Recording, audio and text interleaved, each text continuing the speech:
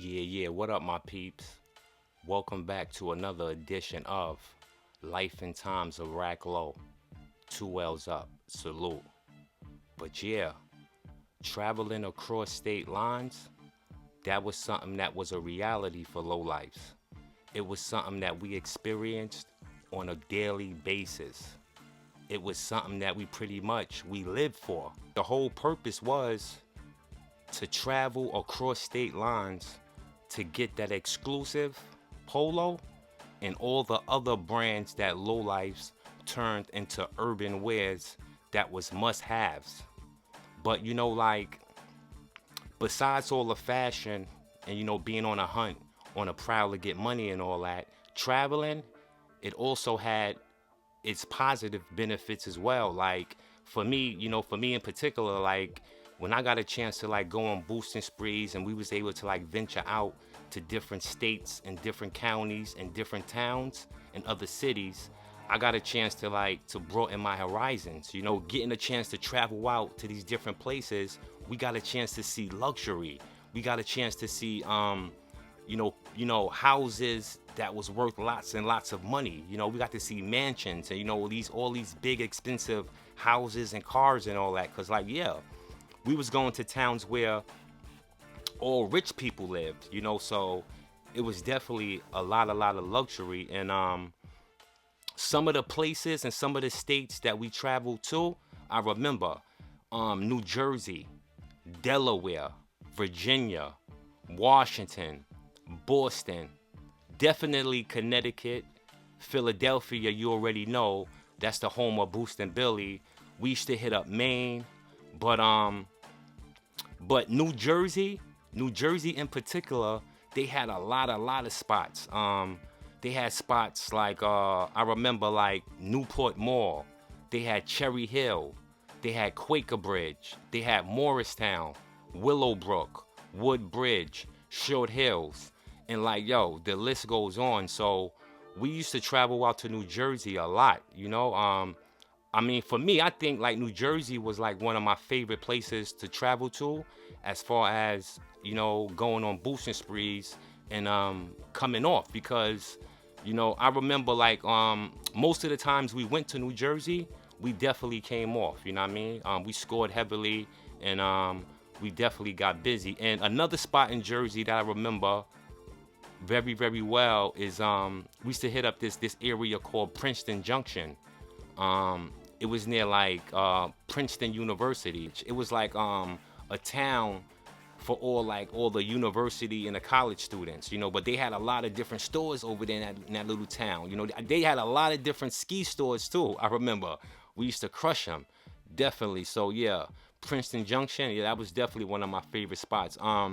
But two of my favorite spots that we used to crush out in Jersey was Garden State Mall and Riverside Square Mall. Those two places right there, those two malls, we got busy. We came off heavily in those malls. And going to those malls, I remember AV cousin Mike Lowe. He was like, what I mean, he was a professional Gia, so he used to like have all of those spots, what I mean, under wraps as far as knowing about them, knowing how to get to them, and just knowing all of the exits, what I mean, as far as the stores themselves, and like just knowing which stores were sweet, which stores wasn't, what I mean? So yeah, we used to definitely travel out with Mike. Shout out to Mike for sure. But also New York State. New York was huge. So we used to hit up downstate and upstate when it came to New York. And we even touched down in Long Island, crushing like Green Acres and Sunrise Mall.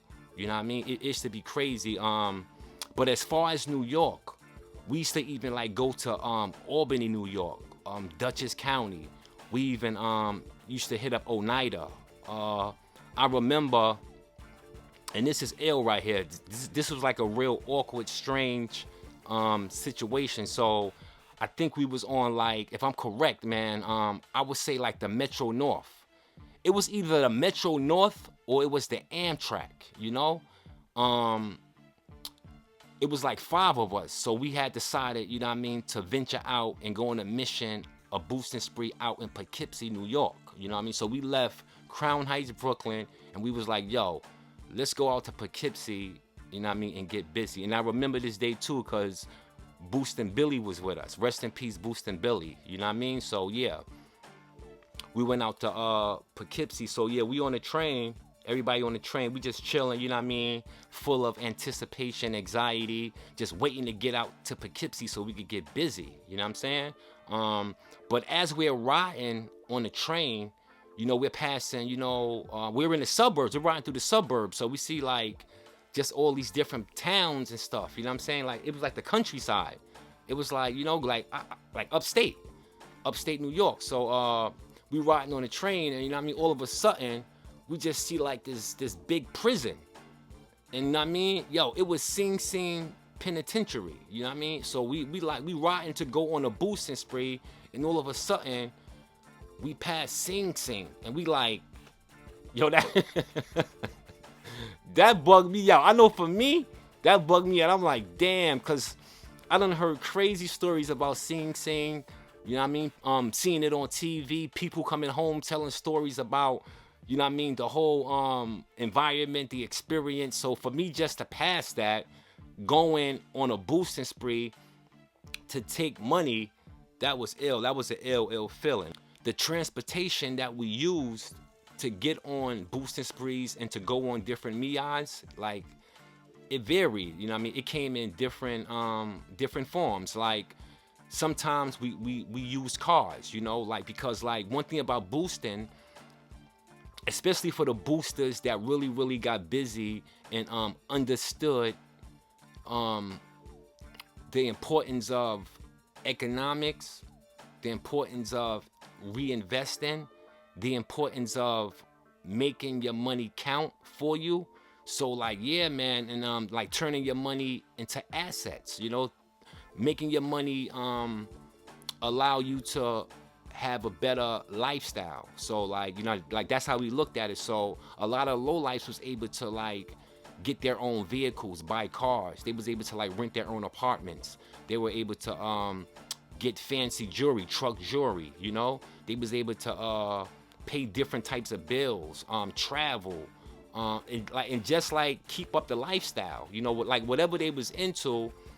Boosting allowed them to sustain and maintain a lifestyle above many, you know. And that's why lowlifes was so legendary, because the type of stuff that we came across and the type of stuff that we were able to obtain and have access to in the hood, it was definitely influential and inspirational at the same time for a lot of people.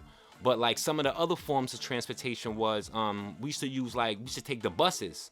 I remember going to like the Port Authority on 42nd Street, like, you know, like on a regular basis. Like we used to always hit up the Port Authority, and like some of the buses we would take was, we used to take the Greyhound bus, the Peter Pan bus. When it came to like the trains, because like you already know, the trains was one of like our quickest ways to reach these destinations and locations for us to get busy. So as far as the trains, of course we used to take MTA, you know, New Jersey Transit, Metro North, Long Island Railroad, the PATH train, and for sure we used to take the Amtrak, you know, Amtrak for sure. So those were like some of the ways we used to get around, you know what I mean, as far as, you know, going on Mia's, catching wreck, coming back to Brooklyn paid in full. And as far as the buses, one of our favorite buses that we used to take a lot, and we used to go to this mall, and this mall is located right in Brooklyn, and we used to simply jump on the B46 bus, you know, which comes down Utica Avenue. It comes right past St. John's, and it goes all the way down Utica Avenue until it hit Kings Plaza Mall. So the B46 was also a bus that we used to take heavily, you know, to like Kings Plaza, and even like down towards Church Avenue to get busy, you know, on different occasions. I remember taking a fall at Nanuet Mall out in Rockland County. I remember we was out there, and I mean, we was hitting a Macy's department store, and we was targeting the Polo and the Tommy Hilfiger sections. But for some reason, at this particular time, the section, it was just real crowded. Um, it was just like too many eyes looking at us. It was just like a lot of people in the section. But I remember pacing around the store for a few, just like scoping out different sections just to see, you know, which section was sweeter, because unfortunately the Polo and the Tommy sections, it was pretty much a wrap for that particular time or that particular moment, you know. So we just like walked around the store to see, you know, what other hot merchandise that was like seizable and also sellable and wearable, you know what I mean? So we're walking around, and then all of a sudden we spot what? We spot the Coca-Cola section.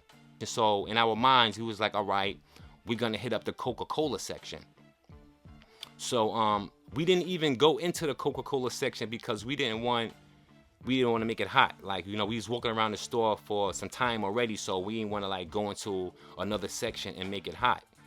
So pretty much we just walked past it because we knew in our minds we was gonna be hitting that section. So what we did was we left the store. I would say we left the store for like I would say 2 to 3 minutes. So the plan was for the two people that I was with, because I was with like two older boosters too. If I'm correct, you know, because I was on crazy me eyes. I think it was Ralph Lowe and Mike Lowe, you know. They had we all had left the store, and they had re-entered the store, and they headed right to the Coca-Cola section, because like that was the plan, to, you know what I mean, to kill the Coca-Cola section, right? So boom, they go into the Coca-Cola section, they bagged up, you know what I'm saying? They bagged up, I think like four shopping bags, like full of Coca-Cola joints, you know what I mean? Coca-Cola shirts, jackets, hats, like, you know what I mean? Whatever they had in the bags, you know what I mean? They pretty much stuffed the bags, you know? So now they stuffed the bags, that, you know what I mean? They got the bags ready. So, you know what I mean? That's when I came in the store. I entered the store, and then I went right to the Coca-Cola section, and I scooped up all 4 bags. So now I start, you know, making my way to the door, like to the exit. You know what I mean? To the exit, like I'm all amped up, excited, I'm hyped up. You know what I mean? Everything's looking fine. I'm inside the store. We don't see no detectives. We don't see no security. We don't see nobody being, you know what I mean, suspicious, like watching us or any of that. So I got the bags. I'm walking towards, you know, the door. You know, I walk past the alarm system. The alarm system didn't ring off at all. I'm walking. Got the 4 bags, all hyped up, amped up. All this Coca-Cola merchandise. Definitely gonna sell in the hood. It's definitely rockable. Some classic material, right? So boom, I'm walking, everything's fine. I exit the first door, like 10 seconds after I left the store and made it to the curb. I just see 2 brolic white store detectives walking up behind me. Yo, as soon as they appeared, all they said was, "Come with me." Now, mind you, on this particular day, we rode the bus up there. So, you know what I mean? So for me to be wilding out, making things hotter and elevating the charges, like that wasn't smart. Not in this particular instance, you know, because like if I was city slicking and we had a car and it was like a faster getaway and I wasn't relying on public transportation to get back, and especially a bus, you know what I mean, doing all that, it wasn't smart to elevate the charges, right? So boom. So at this time, you know what I mean, I got knocked. I got caught, you know. I got caught in Macy's, you know, for some reason, out of state Macy's, they press charges to the fullest extent of the law. You know what I mean? So when they hit me up, you know what I mean, they grabbed me up, they took all the merchandise, had all the bags, they took me to the holding room, the security area, the security room, and they processed me, right? So I wasn't going home. I knew that. So yeah, pretty much, man, I ended up being locked in a juvenile detention center out in Westchester County in Valhalla, New York. Word. I was alone too for the dolo. You know what I'm saying? I think I had sort of judged like 2 to 3 times before my father ended up coming to pick me up on my final court date. You know, I think the judge released me into my father's custody, you know, and then from there, yeah, it was back to Brooklyn, time served, you know.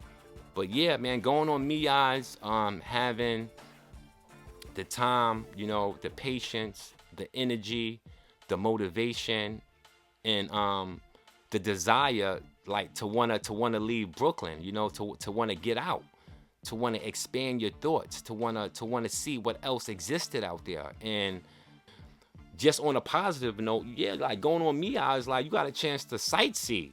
You got a chance to see stuff that wasn't available or visible in the hood. And that was always a great thing. And it always just added to my development as a person in general.